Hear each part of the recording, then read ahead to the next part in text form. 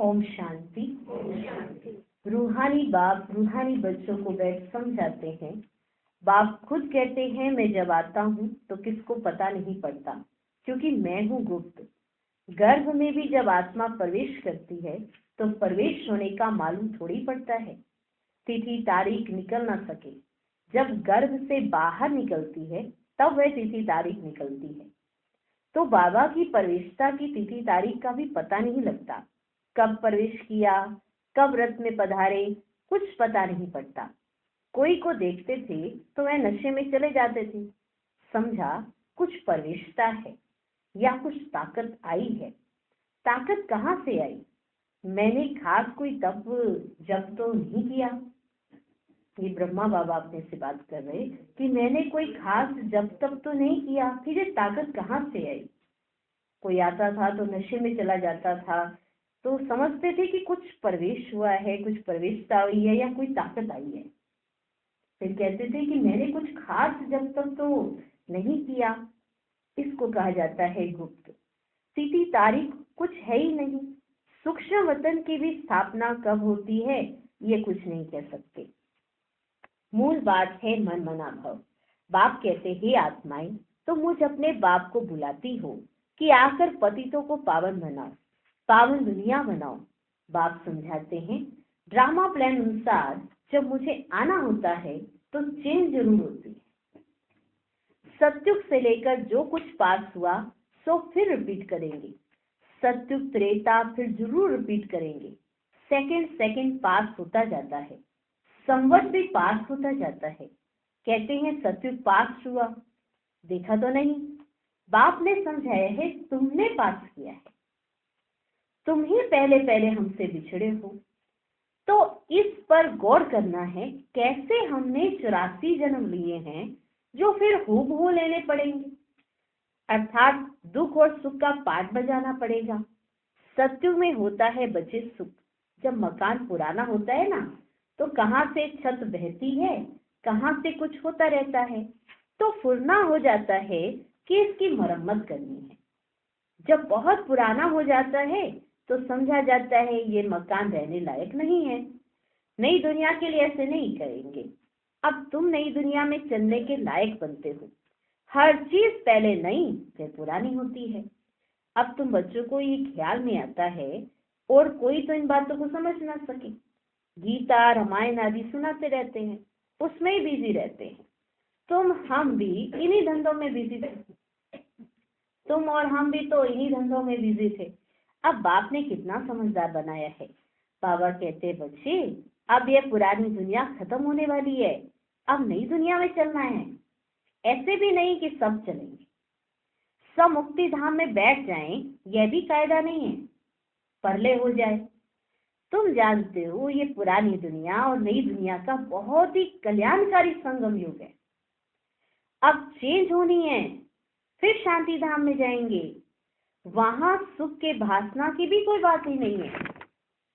गायन है ना, यज्ञ में विघ्न पड़े सो तो बच्चे पढ़ते रहते हैं, कल्प के बाद भी पढ़ते रहेंगे। तुम अब पक्के हो गए हो। ये स्थापना विनाश का कोई छोटा काम नहीं है। विघ्न किस बात में पड़ते हैं?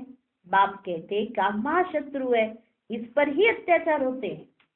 द्रौपदी की भी बात है ना, ब्रह्मचर्य पर ही सारी खिटपिट है।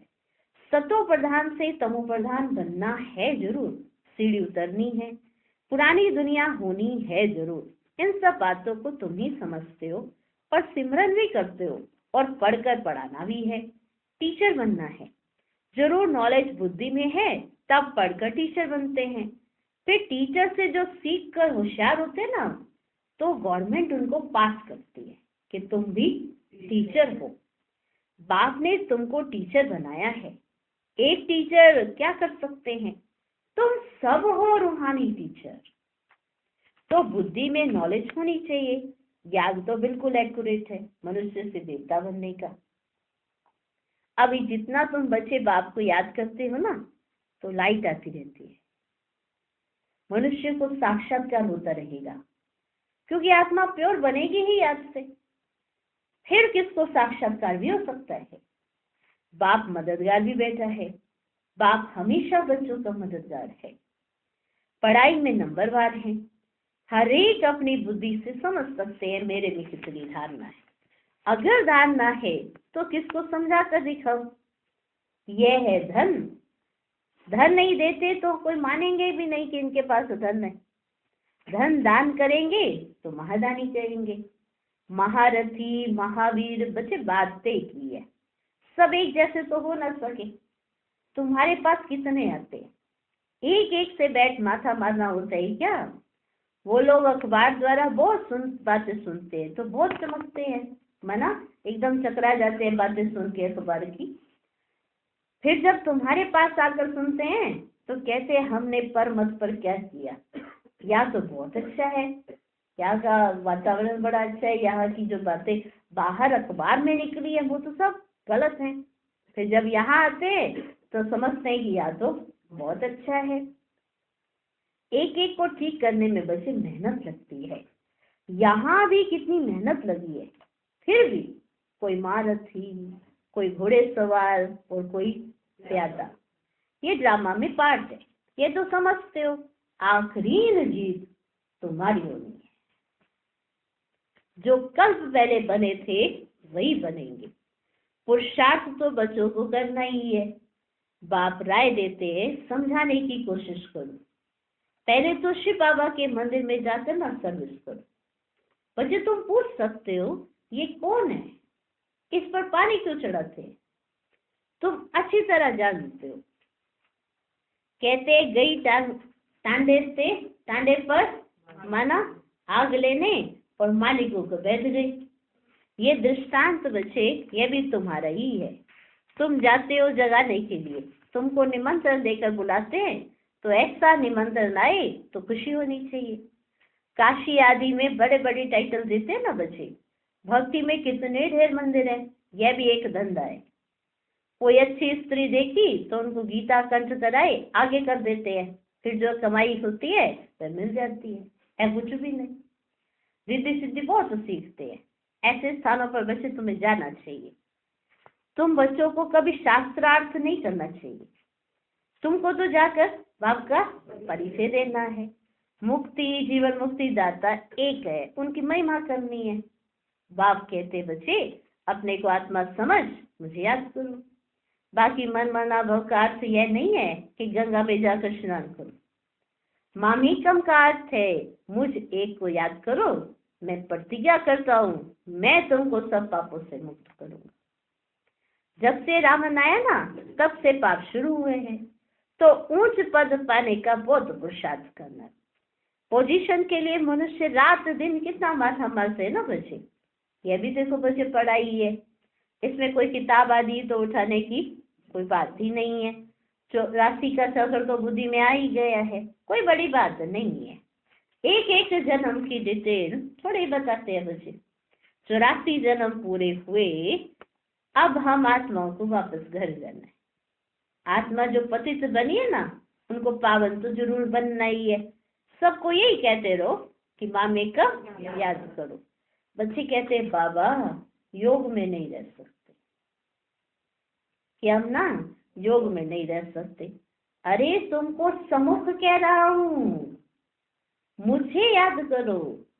फिर योग अक्षर तुम क्यों कहते हो? योग कहने से ही तो तुम भूलते भी हो। बाप को याद कौन नहीं कर सकता है? लौकिक माँ बाप को कैसे याद करते हैं? ये भी तो देखो बच्चे माँ बाप है ना, ये भी पढ़ते हैं, सरस्वती भी पढ़ती है, पढ़ाने वाला बच्चे एक बाप भी है।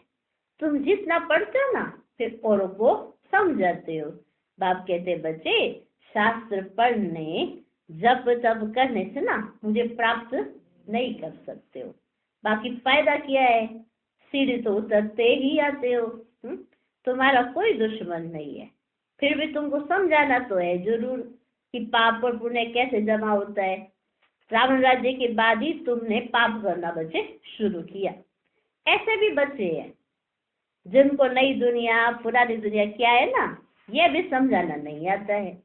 अब बाप कहते हैं बेअद के बाप को याद करो, वही पतित पावन है। बाकी तुमको कहाँ भी जाने की देखो बच्चे जरूरत ही नहीं है। भक्ति मार्ग में सदैव पैर घर से बाहर ही निकलता था। बाहर ही तो जाते थे ना भक्ति मार्ग में यात्रा करने, तो घर से पैर बाहर ही निकलता था। पति स्त्री को कहते कृष्ण का चित्र तो घर में भी है, फिर तुम बाहर क्यों जाती हो? तो क्या फर्क है?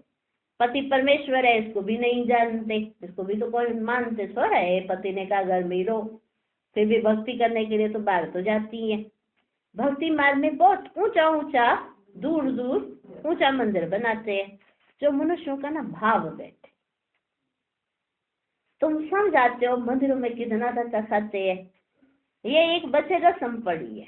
शिव काशी में तीर्थ करने जाते हैं ना बच्चे, परंतु प्राप्ति तो देखो बच्चे कुछ भी नहीं है।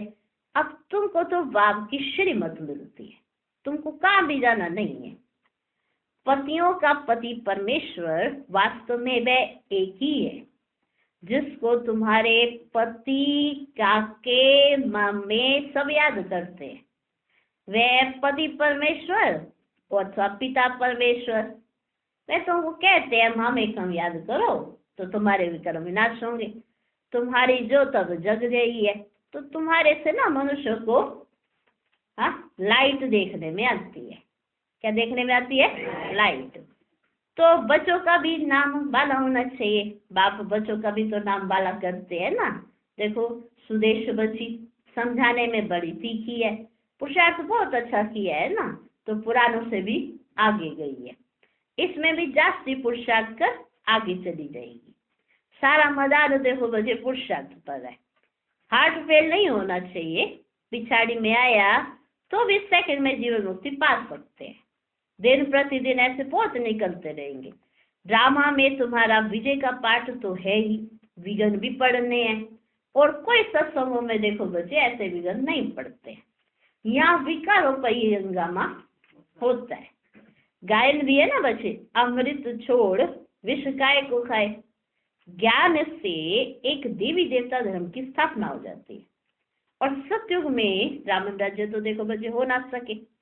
समझाने की इतनी साफ है। राम राज्य के बाजू में रावण राज्य भी दिखाया है, तुम टाइम भी दिखाते हो।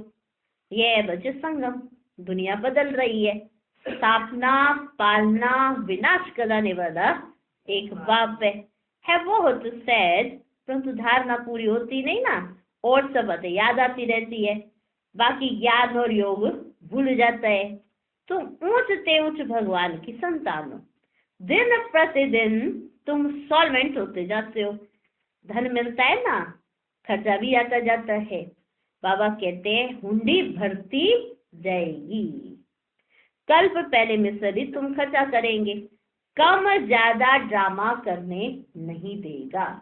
कितनी वंडरफुल बात है कि कम ज्यादा ड्रामा करने ही नहीं देगा। जो कार्य आप करने जाओगे वो कार्य होएगा नहीं।